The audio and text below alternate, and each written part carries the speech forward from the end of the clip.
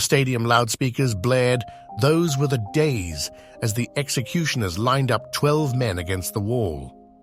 In the presidential box, Francisco Macias Nguema sipped champagne, his eyes reflecting no more emotion than if he were watching a football match.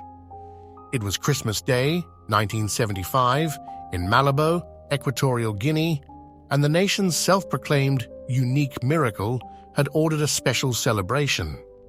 150 political opponents would be executed while a military band played festive music. As the rifles cracked and bodies crumpled, Macias nodded slightly in satisfaction. The witch doctor from Mongomo had once again fed the insatiable spirits that he believed protected his power. Born in 1924 in the remote village of Nsegayong to a witch doctor father and a mother who died when he was 7, Francisco Macias Nguema entered the world already marked by isolation and loss. The psychological scars of early maternal abandonment would later manifest as a pathological inability to trust anyone, even family. His childhood was steeped in feelings of inferiority and rejection, notes biographer Samuel Ndongo Esono. He was a small, physically unimpressive boy whose only inheritance from his father was an extensive knowledge of traditional magic and a deep belief in the spirit world. This inheritance would shape not only his worldview, but eventually an entire nation's nightmare. The Spanish colonizers who controlled Equatorial Guinea until 1968 unwittingly created the monster who would later destroy what was once Africa's most promising small nation. As part of their assimilation policy, they identified intelligent young Guineans to serve as low-level administrators. Macias, showing early aptitude, was trained as a civil servant and eventually rose to become mayor of Mongomo.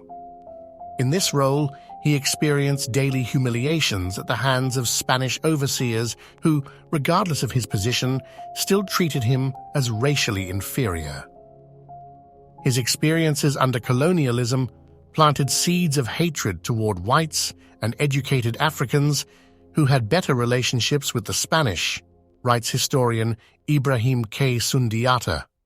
He developed a particular loathing for the coastal Bubi people who had longer exposure to European education and whom he perceived as looking down on his inland Fang tribe. This resentment festered for decades, waiting for the opportunity that independence would provide. When Spain finally relinquished control in 1968, Macias ran for president as a nationalist candidate promising dignity for the indigenous population. His campaign speeches revealed both his charisma and the darkness that lurked beneath. "After independence, there will be no need for elections," he told one crowd. "I already know I will rule for life." The audience laughed, believing it to be the hyperbole of a passionate politician. They did not understand that Macias never joked about power. Upon winning the election, the transformation began immediately. Within months, his paranoia manifested in waves of arrests targeting potential rivals. By 1969, he had banned all political parties except his own. Former allies who had helped him gain power were among the first to be eliminated. He trusted no one, recalls Antonio Mba Ada, a former minister who managed to escape the country. In cabinet meetings, he would suddenly accuse someone of plotting against him based on dreams he'd had or messages he claimed to receive from the spirit world. The psychological profile that emerges is of a man driven by profound inadequacy, compensating through absolute domination. Spanish psychiatrist Dr. Miguel Primo Guevara, who reviewed accounts of Macias's behavior, concluded, "We see in Macias a classic case of malignant narcissism coupled with paranoid delusions. His need to demonstrate power through cruelty suggests deeply rooted feelings of powerlessness dating to childhood."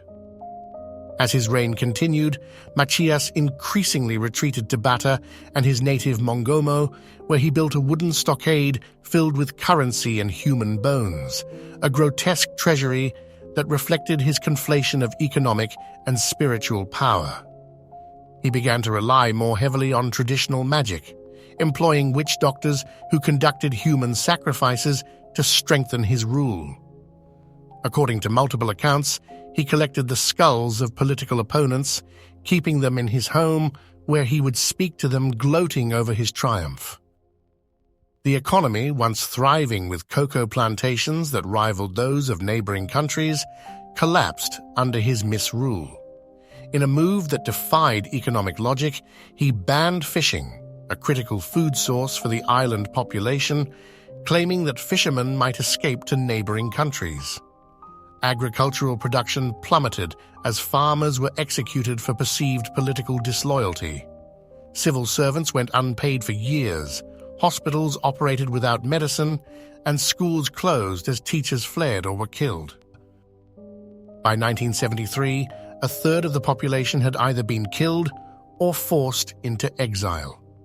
Those who remained lived in a state of perpetual terror.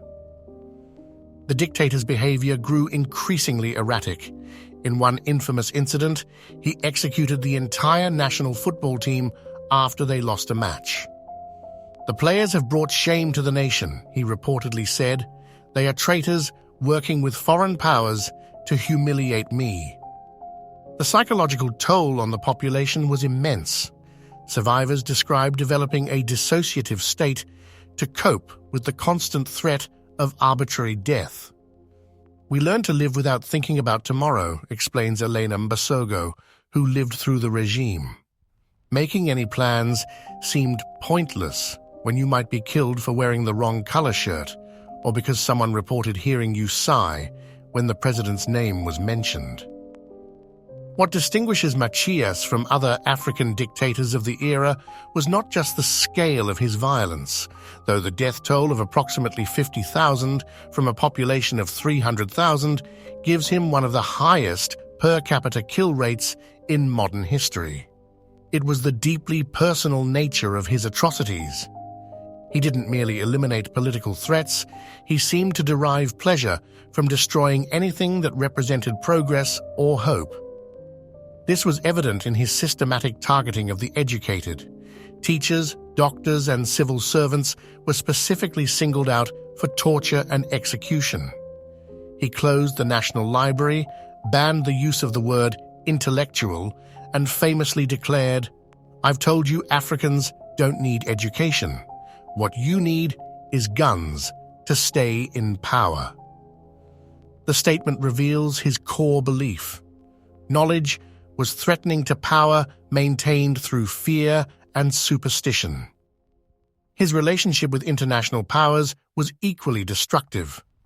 Despite initial support from communist nations, particularly the Soviet Union, Macias alienated even these allies with his unpredictability.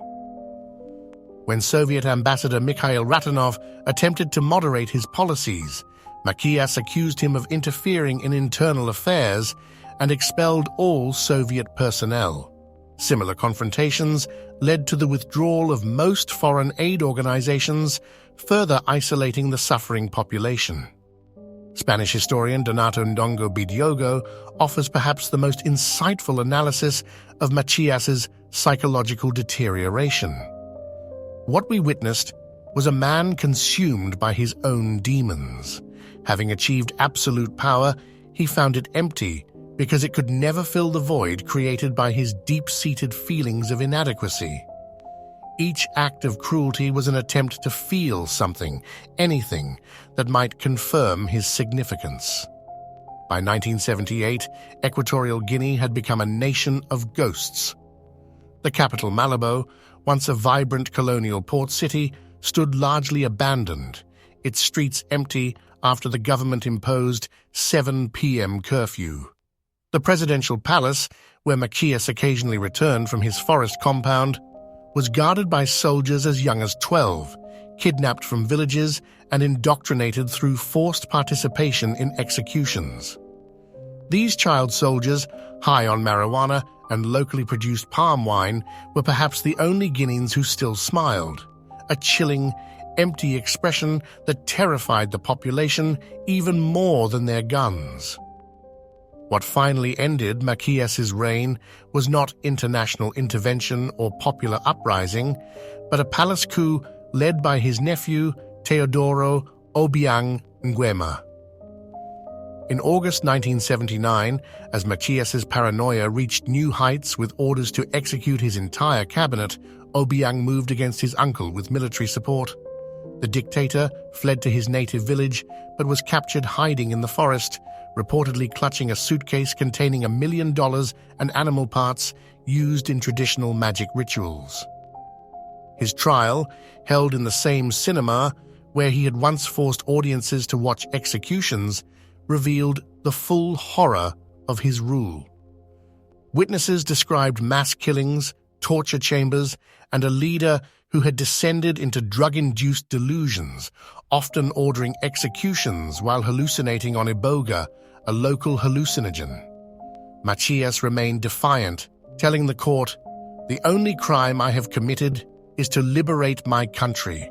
I made this nation, and I alone have the right to destroy it."